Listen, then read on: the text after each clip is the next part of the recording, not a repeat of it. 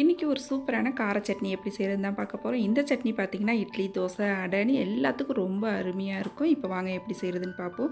அதுக்கு அடுப்பில் ஒரு கடாய் வச்சுக்கோங்க. ஒரு 2 டீஸ்பூன் அளவுக்கு எண்ணெய் விட்டுக்குங்க. அதில் ஒரு 6, 7 வரமிளகாய் சேர்த்து நல்லா வறுபட்டதுக்கப்புறம் ஒரு 4 பூண்டு பல், 2 வெங்காயம், 1 தக்காளி பழம். இந்த வெங்காயம் தக்காளி பழத்தை பார்த்திங்கன்னா முழுசாக வதக்கக்கூடாது.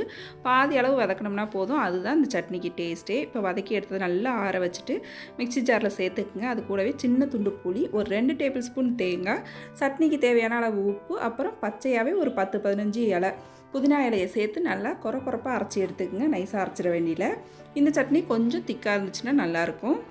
இப்போ சட்னிக்கு ஒரு தாளிப்பு கொடுத்துருவோம். அதுக்கு அடுப்பில் கடாயை வச்சு 1 டீஸ்பூன் எண்ணெய் ஊற்றி கடுகு, உளுந்து, கருவேப்பிலை, கொஞ்சம் பெருங்காயத்தூள் தாளித்து நம்ம சட்னியோட சேர்த்துட வேண்டியதான்.